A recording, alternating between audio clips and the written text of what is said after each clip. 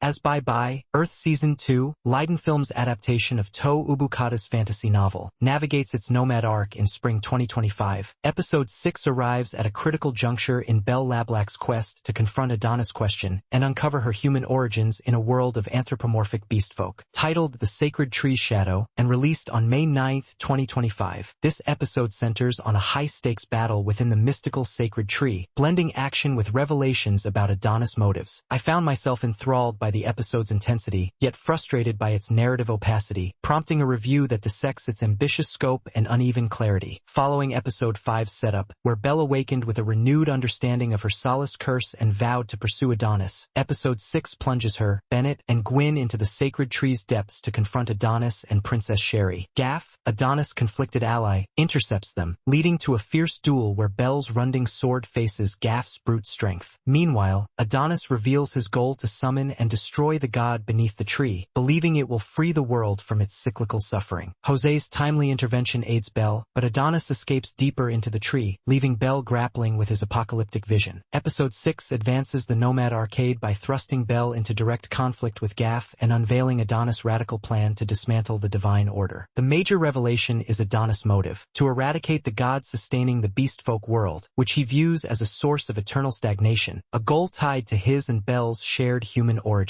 The duel with Gaff serves as a turning point, testing Belle's resolve and reinforcing her refusal to break swords, despite societal scorn. The episode fulfills its role in the arc by escalating the stakes and clarifying Adonis' antagonism, while raising questions about the god's nature and Jose's allegiance. It partially resolves Gaff's immediate threat through Belle's victory, but leaves Adonis' escape unresolved. The pacing is brisk, with the battle dominating the first half, though I think the rushed exposition of Adonis' plan in the second half undermines its weight, making the episode feel slightly unbalanced. Belle is the emotional core, and I really appreciate how her steadfast refusal to break Gaff's sword reveals a deepening commitment to her principles, even under pressure. Her brief flashback to Sion Lablac's teachings exposes a lingering grief, adding nuance to her stoic facade. Gaff, previously a one-dimensional enforcer, reveals a conflicted loyalty to Adonis, his hesitation during the duel hinting at redeemable humanity, though I'm skeptical of how abruptly this shift occurs. Adonis emerges as a complex antagonist, his apocalyptic vision rooted in existential despair, though I didn't like how his motives are conveyed through a single monologue, limiting emotional depth. Jose's enigmatic role grows, her intervention suggesting a strategic agenda, but her vague dialogue keeps her distant. Bennett and Gwyn are underutilized, their support feeling perfunctory. The characters' actions align with their traits, but Belle's growth, balancing principle with survival, stands out. I anticipate more focus on Adonis' backstory to humanize his crusade. The episode explores themes of identity, sacrifice, and the ethics of rebellion. Belle's human identity fuels her defiance of beastfolk norms, while Adonis' plan reflects a destructive quest for liberation. Sacrifice is evident in Gaff's wavering loyalty, torn between duty and doubt. These themes are conveyed through Belle's refusal to break Gaff's sword, symbolizing her moral stance, and Adonis' speech about ending divine cycles, framing rebellion as both noble and perilous. I think the episode handles these ideas thoughtfully, though Adonis' philosophy feels underdeveloped, risking cliché with its destroy the system rhetoric. A more gradual unveiling of his motives could have enriched the commentary on rebellion's cost. The episode expands the Bye Bye, Earth world by detailing the sacred tree's role as a divine conduit, housing a god that shapes the beastfolk's cyclical existence. The tree's labyrinthine structure and ethereal ambience add mystical depth, while Adonis' reference to ancient human relics suggests a forgotten history linking Belle and himself. I find these additions intriguing, though I wish the episode clarified the god's influence on daily life to ground its stakes, as the cosmic scale feels abstract. The dialogue shines in combat, with Belle's defiant "I fight my way" capturing her resolve. Adonis' monologue, while ambitious, leans on dense philosophical jargon, risking viewer detachment. The writing excels in action beats, vividly depicting Gaff's earth-shaking strikes, but I personally don't understand why the script rushes Adonis' exposition, as it sacrifices clarity for drama. The cliffhanger is effective, but the reliance on expository dialogue to convey world-building feels heavy-handed. Overall, the writing is engaging but could refine its balance of show and tell. Leiden Films' animation is a highlight, with fluid choreography in the Belle-Gaff duel, where Runding's arcs glow with vibrant energy. Facial expressions, like Gaff's conflicted grimace, convey subtle emotion, though I noticed minor inconsistencies in background textures within the tree, likely budget-driven. Yasuto Nishikata's direction emphasizes claustrophobia, using tight angles within the tree to mirror Belle's tension. A slow-motion shot of Gaff's fist narrowly missing Belle heightens drama, though the editing falters in Adonis' scene, with abrupt cuts disrupting the monologue's flow. Episode 6 evokes exhilaration, unease, and curiosity. The duel with Gaff is thrilling, sparking adrenaline, while Adonis' apocalyptic vision stirs unease at its radical scope. Jose's intervention is intriguing, though its ambiguity tempers its weight. The most impactful moment is Belle's refusal to break Gaff's sword, a quiet stand for her identity that lingers. I think the episode leaves a strong impression, its action and themes engaging, but its rushed exposition limits deeper reflection. It prompts thought on the ethics of rebellion and the struggle to define oneself in an alien world. The episode's core philosophical lesson is the tension between destruction and preservation in the pursuit of freedom. Adonis' plan to destroy the god reflects a radical bid for liberation, while Belle's refusal to break swords preserves her moral identity, suggesting that true freedom lies in upholding principles amid chaos. It urges viewers to weigh the cost of rebellion against the value of integrity. Episode 6 of Bye Bye, Earth Season 2 is a visually striking and thematically ambitious chapter, with strengths in its dynamic duel, Belle's growth, and Penkin's evocative score. Fairuz's performance and the sacred tree's mystique elevate the arc, but rushed exposition, underdeveloped characters like Adonis, and uneven pacing temper its impact. I think the episode achieves its goal of escalating Belle's conflict and unveiling Adonis' motives, but its narrative clarity falters, making it a compelling yet imperfect installment. Looking ahead, I anticipate the series will flesh out Adonis' philosophy and Jose's role, potentially tying Belle's human origins to the god's fate. Bye Bye, Earth remains a bold fantasy with unique world building, and I'm hopeful it can refine its storytelling to match its visual and thematic flair.